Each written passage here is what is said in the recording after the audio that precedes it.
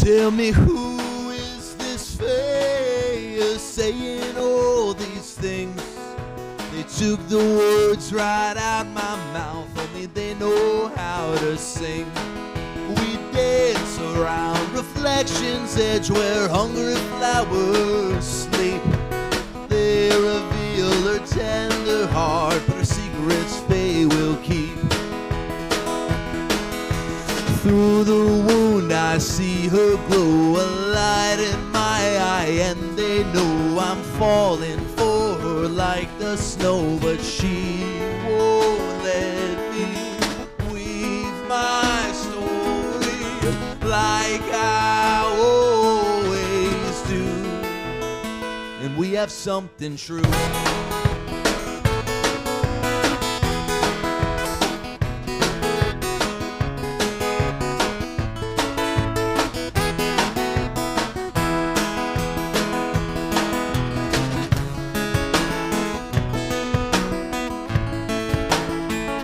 Oh my, my, my.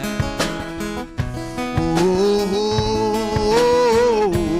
Well, it ain't the first time I've been lit up by this feeling.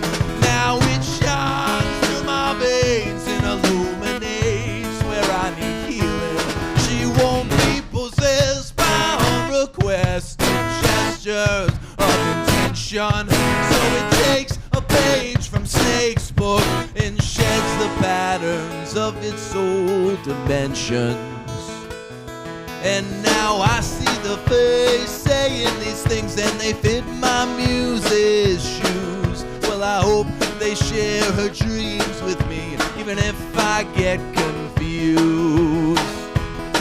Oh, they're an echo and a mirror, show me how to truly hear her, so my love may flow clear.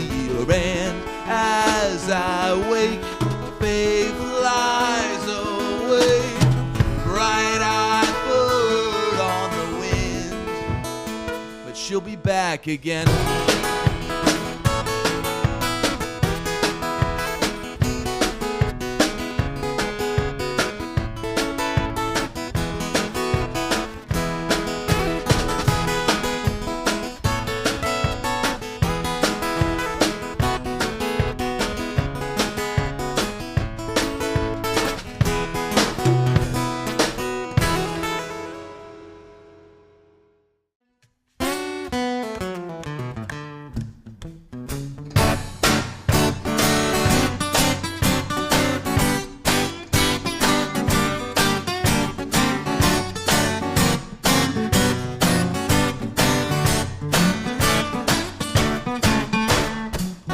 Took a walk down Music Street, the pavement spiderweb of cracks beneath my feet. They tell me there's folks around here you don't wanna meet, but I just gotta shake my head.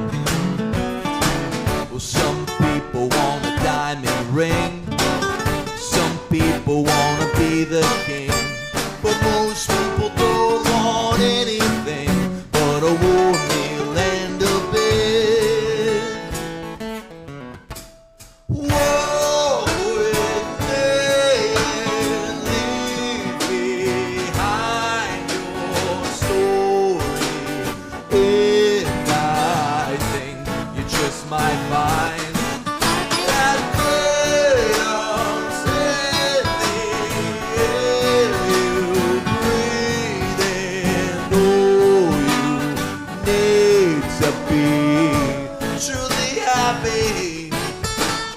Follow your feet down Music Street.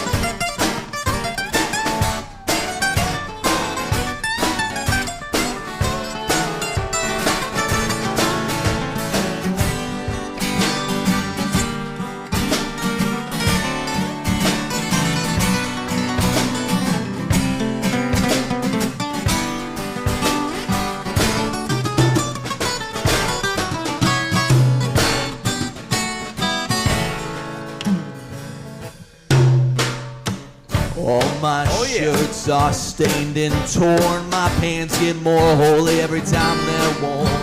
But these rags of mine still keep me warm, so I really can't complain. I find a reason to laugh every single day. I always got something this strange I can play. Ask me what else I need and I couldn't say. As long as I get to sing, it's all the same to me. Walk with me and make me hide your story. And I think you just might find that freedom's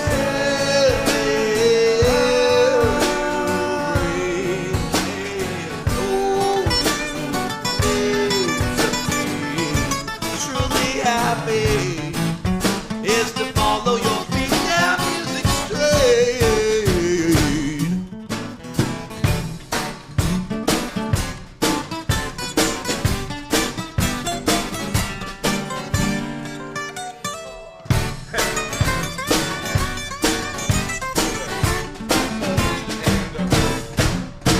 Woo!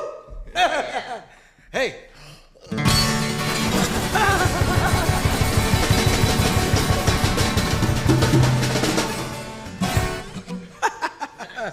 That was fun. That was good. Yeah, it was. World history and awesomeness coming at you right here on episode 21. Wow. Of The Tasty Twist with Sammy B. I am your host, Sammy Blanchette. Welcome to another episode, everybody. Once again, we are here at Okemo Valley TV. Thank you, Peter, Patrick, Rebecca, for all your efforts. You can follow me on my one-stop shop website, sammybmusic.com, for ways that you can find every episode of the Tasty Twist podcast released so far. All of my music via streaming platforms, Facebook, Instagram, social media platforms, merch, photos, videos, all that stuff, as well as visit okemovalley.tv for all information on this stuff. Well, you just heard the boys from Brattleboro, Fool and the World, Dagen and Addison. They were kind enough to have me on their third song as well, too. You guys got a great sound. Good morning, gentlemen. Thank you. How are we doing today? Good. So let's start with the basics. When did you all begin playing music? You guys can go off of each other, you know? Yeah. Like in our life or together? Sure. Both. Let's go both. Yeah. We've been playing basically since we were born. Like we were just talking earlier. We were the two of us were born about 2.5 weeks apart. Right. We were born June 9th, 1990. I was born May 22nd. You were born into the bass drum? Basically, yeah. Basically, yes. yeah. Out from a bass drum. Actually. His mother is a bass drum. Yeah, basically. But it's funny. So I went to school with Addison's brother. I went to high school with him, but I didn't actually meet Addison until after I'd graduated. But we've been playing together since like 2011 or somewhere around 2010, there. 2011. So since we were in our early 20s, and then I formed a different band or joined a different band. Addison had his project called Love Sprockets, which was on tour for many years there. But just recently, like within the last year, we reconnected and started playing music again, like kind of full time.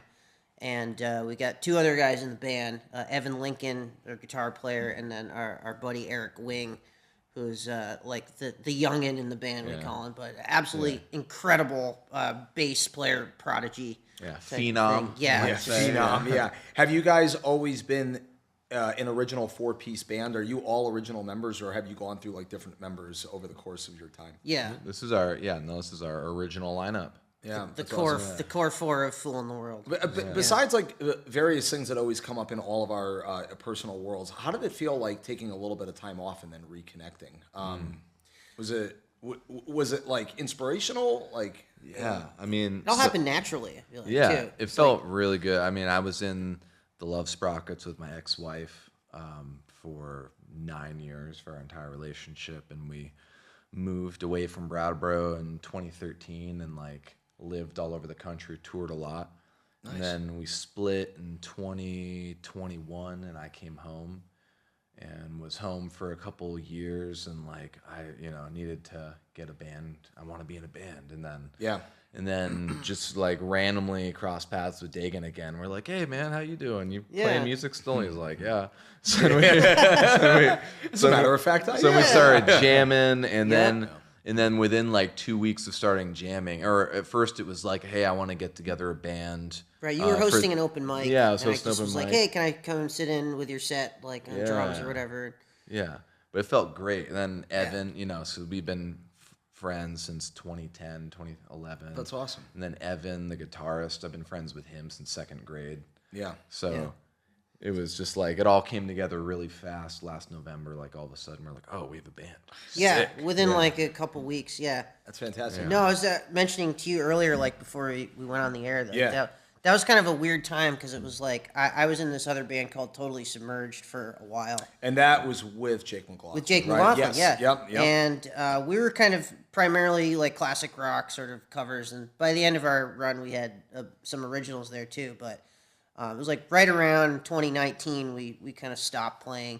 And I sort of was heading into 2020 like, oh, yeah, I'm going to like start a whole bunch of different and then bands. And then it was like, then hold on, the world said timeout. Okay, I have to sit on my couch for 3 years. Okay, all right, fine. So it was right around that, Love Sprocket stopped in 2021. A couple more years there where everything started opening back up and a sense of normalcy restored to the world, so to say. Are you both from Vermont originally? Not to change gears. Yeah. Yeah, nice, awesome, cool. So you've always had this idea of how inspiring the arts community is here in Vermont, like how supportive and everything. So, and you mentioned open mic. Did you guys start playing together at open mics, or you just formed like as a garage band kind of? I mean, way back in the day, we started playing, like in 2011, I started my first open mic, and we played at that like dozens of times. Many times. So that was our first kind of coming together.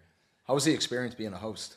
It was cool. I mean, I liked it better when I was 21 and like drinking and like energy. When I could live off $100 and free liquor. Of course, for like a week. In addition to just being a paid musician where we get the free drinks, now it's like, oh well, So that's one of the things I always ask the guests on the Tasty Twist is their experience with open mic, as far as it's a community sort of feeling, and everybody kind of gains their confidence playing their own music or playing covers with other people. It's got to be pretty cool, that community feeling. Absolutely. Open mics have been instrumental, you would say. Yeah. And like, for sure, like I love, working out new tunes. Like back, a decade ago when I was first starting to play out, it was so essential for like overcoming stage fright and, really coming to terms with like, all right, I have these songs that mean so much to me and they feel like I need to share them with the world, but like I'm so scared.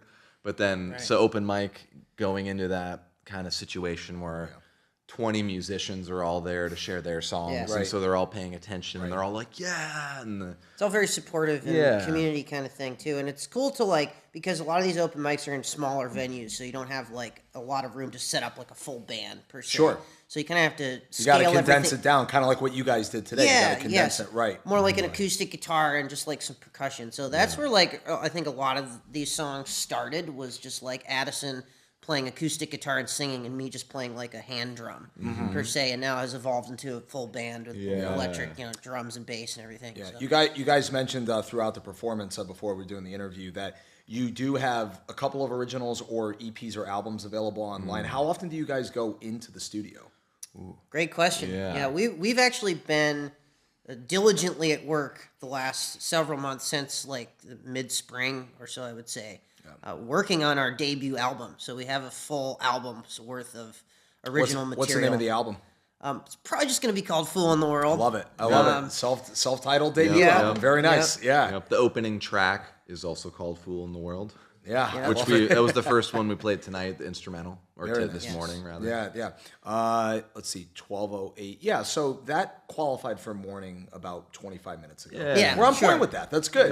Late morning. Yeah. Or the old saying, it's 5:30 or 4:30 or 3:30 somewhere. Right? Someone invented that years ago. I don't know who the hell. This Yeah. morning Pacific time. Yeah, that's awesome. Yeah, right. How is you guys like the experience of working in the studio as far as how it comes out afterwards when you hear the recording track? Yeah. It's Yeah. pretty impressive, like what technology is made nowadays. It's really, really cool. And the guy that we've been working with, our buddy Monty, who we've known for many, many years. Yeah. As I well. love that name, Monty. Yeah, Yeah. yeah. If So he's his- listening, shout out to Monty. Shout out to Monty Monty. Armstam, 1357 Studios in Bernardston. Yes. Oh, Massachusetts. Yeah, Yeah. Soul Live is recorded there. Dinosaur Jr. No kidding. Soul Live. Yeah. It's a pretty, state of the art kind of studio. So it's really, really cool, and it's very fulfilling, I would say, to like hear the final product, like our debut single that we put out. It's just like, wow, that's like us with all these different pieces and everything mixed and all the levels and all the instruments and everything together. It's really cool. Do you guys have Really cool. videos and shorts yet out on social media of the song, or not? Not quite yet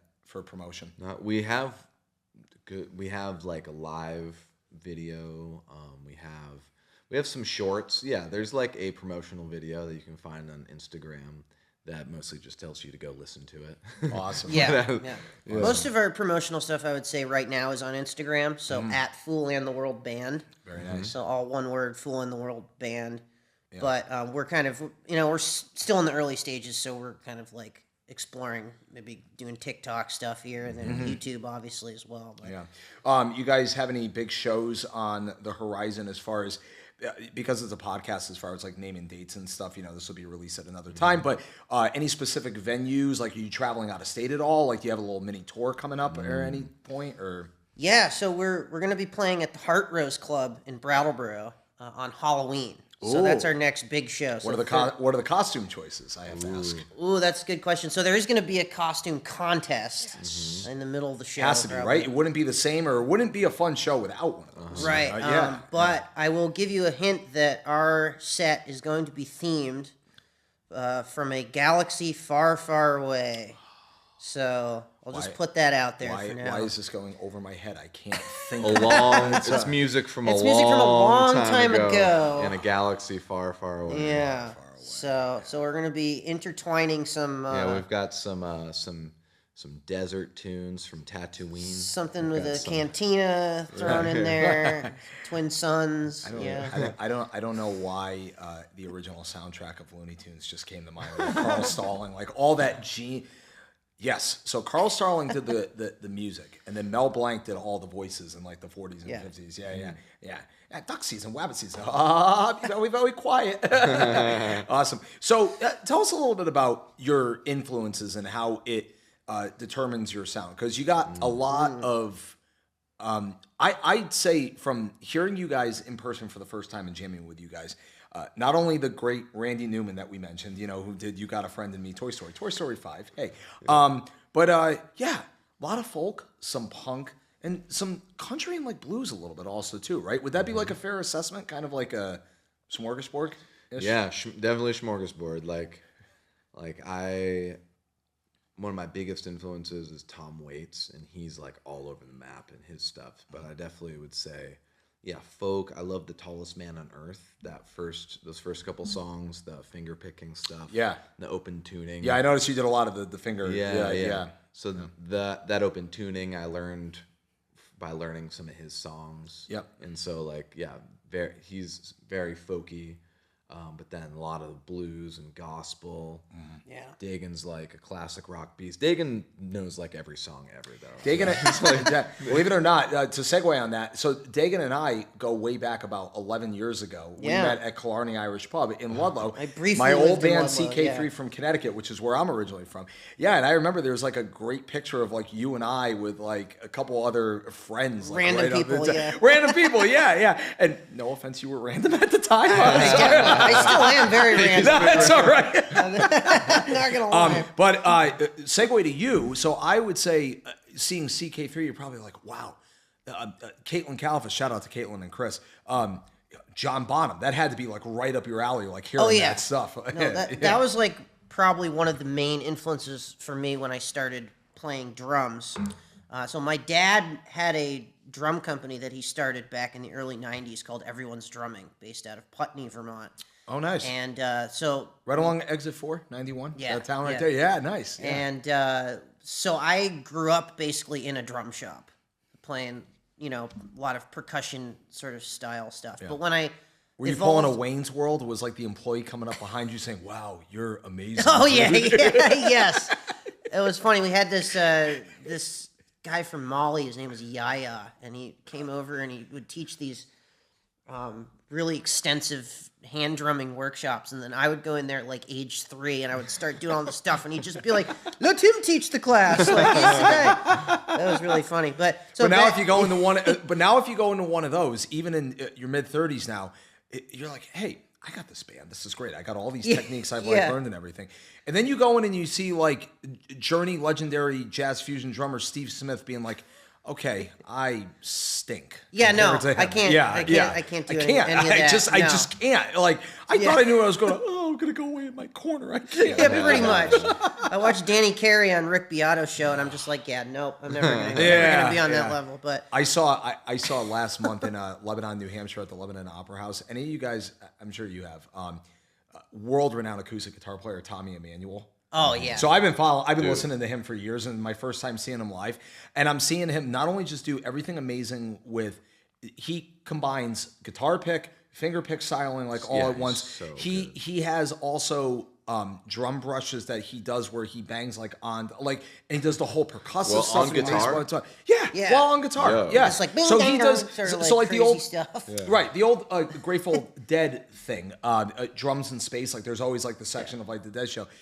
Tommy Emmanuel does that all in one shot. I'm just like, okay, yeah. And oh, by the way, not only that, he sings well when he does, and he's great with the crowd. I'm like, okay, that's a guy to really pay attention to for someone like out there for any song. Anyways, okay, so getting back to it. So, biggest influences will segue into: are we self-taught? Have we done lessons like on both ends, or mostly self-taught? I took violin lessons when I was a kid.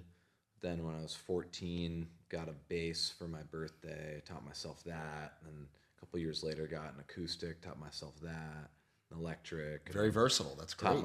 In my 20s, taught myself mandolin and harmonica and ukulele and banjo. Very nice. Yeah. And that's fantastic. Same for me. I never went to school or was classically trained or anything. When I was saying I evolved into playing the kit from sort of more percussion background, I think the main source of learning how to play the drums was John Bonham was playing to Led Zeppelin 4. Listening by ear. And just like having the headphones on and just playing to anything that I could. If I could come anywhere near a hair close to like, rock and roll or whatever. Yeah. Ba-da-boom, ba-da-boom, ba-da-boom. I'm just like, okay, I'm going to try to do about maybe 1/78th percent. And then you say that 7 times. Then when you say that Dagen 7 times fast, it turns into double foot bump. Yeah, pretty much. Yeah. So do any of you sight read besides like playing by ear? Do any of you sight read? I don't. But no. Yeah. Like poorly. Yeah. like if I looked at it and thought about it, I mean, I couldn't look at a sheet of music and play it without reading it first, but if you handed it to me and I could take a little while to like think about it, then I would basically memorize over it a cup of coffee, right? You gotta get the brain juices flowing. Or it's like if I could hear it and follow along, then I could put it down and then I would use it as like a guide. Be like, where it goes up, I know it's this lick or whatever. Same for me too. I think like if you handed me a chart, if you handed me a chart with a chart, I like that. It's early in the morning-ish. So sorry. Afternoon. Afternoon. That's morning. That's rockstar morning. That's rockstar hours for us. But if you handed me a chart with rhythmic notation on it, I could maybe decipher some of it. But it's more if you handed me something to listen to and I played it by ear, I could figure it out. And then again, maybe use just the chart as a reference or something like that. But it's all I learn everything by ear. You know, we mentioned in the pregame before, like the interview part or whatever. And I've mentioned to a couple of like the artists that are meeting me for the first time, like on this podcast and journey or whatever. So I am jazz trained ish, I would say. Like I have a music degree from Connecticut and a business degree. And even though I graduated with a degree, same as you said, poorly. I am not a great sight reader. I never really have been, but I learned a lot of music theory and like music appreciation and kind of morphed it into my own. It is amazing the way technology has continued to grow since we've gotten out of school and everything's going from paper to screens and everything. I mean, you can still sight read on a phone, don't get me wrong. But to me, as far as the advancing in your career and catching an audience with short attention spans now with Instagram and Facebook and everything, the ability to comfortably jump in any scenario and jam with people on the fly and just really listen by ear, man, that's a game changer still, man, for every artist out there to be able to do that, you know. It's not easy too. I think you have to have some kind of natural, intuitive Confidence. knowledge, confidence and Confidence. knowledge base of music to be able to do that. Yeah. And I do find like having played and jammed enough where things start to feel familiar. Like, all right, I can tell this is probably going to go to this chord next. Just like with the way the song feels, I can hear where it's going to go ahead of time. That's awesome. So, That's awesome. How have the audiences been for you guys at the shows that you've been doing since you got back together? It's been pretty epic. I would say very receptive. I mean, our first show that we did with our full band back in March was at the Heart Rose Club, the same place we're playing for Halloween. Yeah. And we weren't sure, like, you know, when you're playing your first gig, like who's going to show up or whatnot. And we had like probably about 60 people or so show That's up awesome. for us. It was like, cool, you know? Yeah. And there were some of them that are friends and everything, but I think a lot of locals too, just like maybe hearing the name kind of be put out there already and are curious to see because they may have known Addison or they may have known Evan or somebody, our guitar player, Evan Lincoln, or me just via passing or something like that and know that we're, you know, what we have musically to offer. And are you guys primarily headlining or are you opening up for acts as you're getting back into a touring mode? Depends on the venue. Yeah, the Halloween one we're headlining. We've only played 3 shows with the full band, or like 4 counting Pickle Day.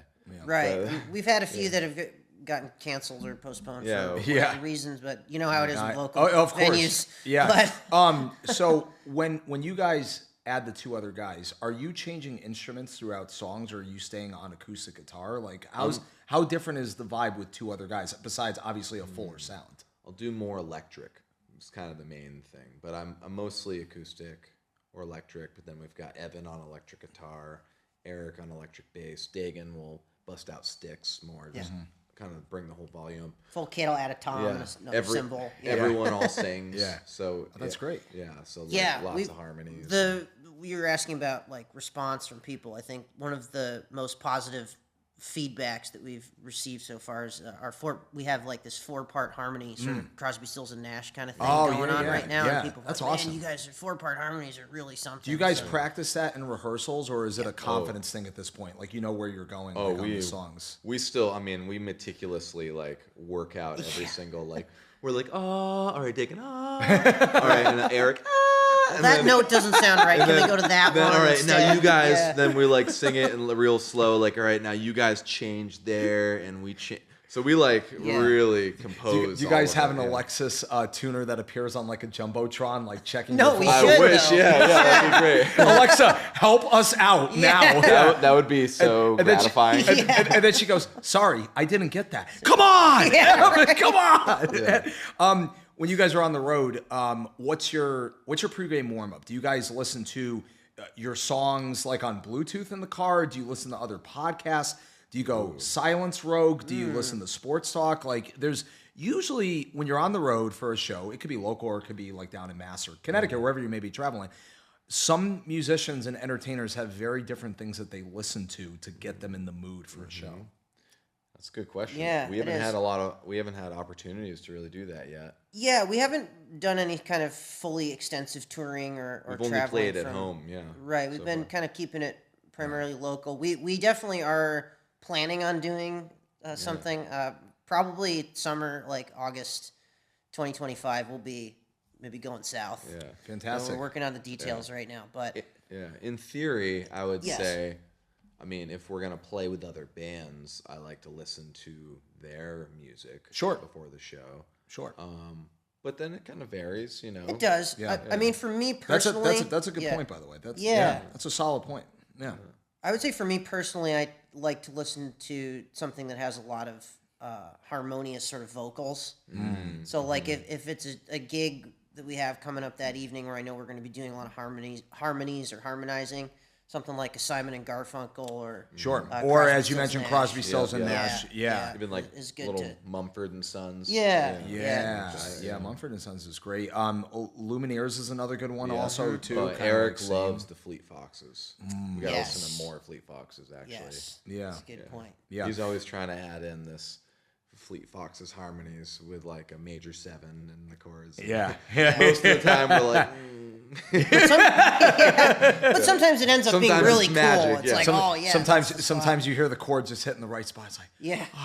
yeah, we Yeah. nailed it. Yeah. But the other day we were in the studio and we like had worked out this really dissonant harmony where it like resolves at the end, but it goes to this weird like major 7 with like a sus4 thing. Like resolves and then unresolves and then Yeah. resolves. Yeah, again, yeah. Basically. And then yeah, with a capital R Yeah, and or a then- capital U. And then we recorded like my part, which is pretty normal. We recorded Dagen's part, which is normal. Then Eric went and did his part and hit this major 7. And Monty, producer, We'll keep it radio friendly, but he's like, that sounds like crap. Yeah, he's just like no. And Nope. I'm just like whatever that was. No. I'm not doing that.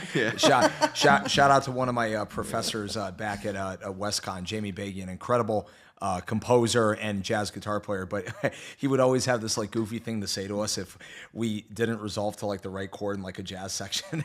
One day he's just like, yeah, not happening, man. Yeah, right. That's a great response.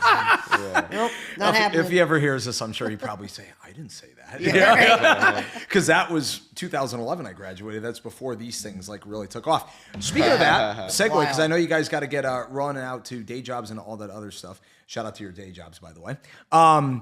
These things are fantastic if this ever gets zoomed in right here. QR code bumper stickers or business cards, whatever Business they're called. cards. Yeah, exactly. Something like that. These are critical, and this is so important for success at any point, like anybody's career. How would you say just designing these and social media content, is that a fun aspect of being in a band and just musicians? Because it's a time-consuming aspect, to be honest with you, nowadays. Yeah, I'd say it's we could stand to do a lot more social media content than we have been. But designing, yeah, I enjoy designing stuff. Like, I'll tell you, I'm working on our website, and that stopped being fun because it's so complicated. But it's that card. But that's your full-time job, man. Like Yeah. you mentioned, marketing I know, and it's helping true, out it's web true. design. Yeah, That's I guess why- it depends on the content, right? Yeah. I mean, I like it, but it's just like, it's just tedious. It's tedious. Sure. It's a little tedious. You have to kind of have a very basic graphic design knowledge there to be able to really make something look cool. But You guys use any specific app like Canva? Canva. Canva's awesome. That's what Canva's awesome. Yeah. I just where made it's the poster that I made for our Halloween show. I did in Microsoft PowerPoint of all places. So.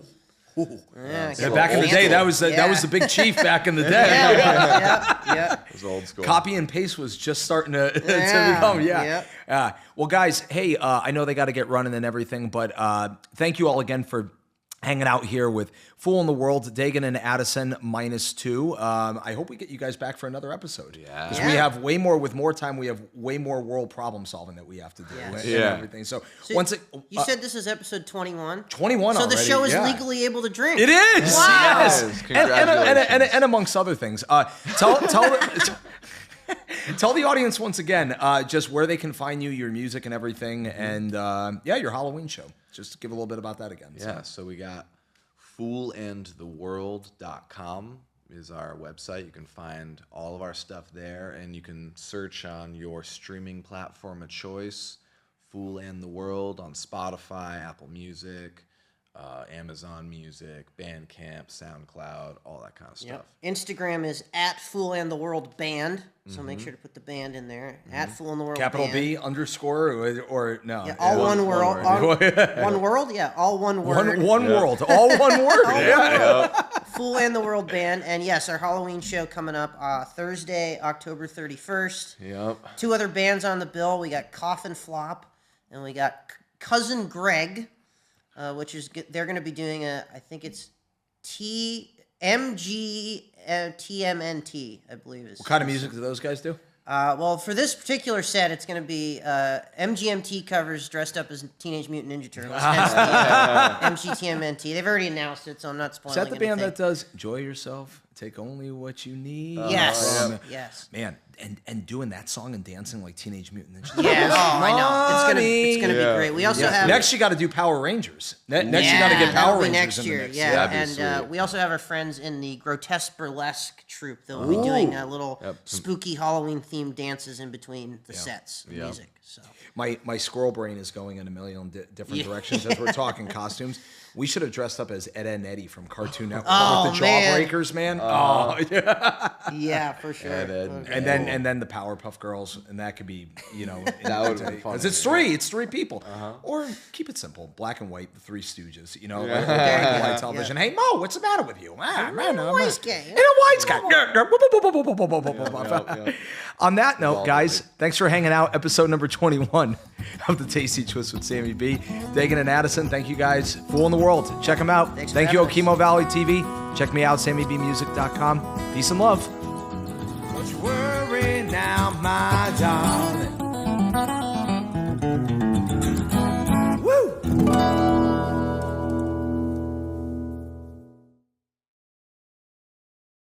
Hey everybody, thanks for watching this episode of the Tasty Twist with Sammy B. You can watch all the episodes of this podcast on Okemo Valley TV's YouTube channel. Please like and subscribe. You can visit their website, okemovalley.tv, consider downloading their mobile app, or watch them on live television via VTEL, channel 166 and 167, Comcast 1076 and 1086. Are you interested in supporting a local media station? Please consider becoming a member today. Visit okemovalley.tv for more information.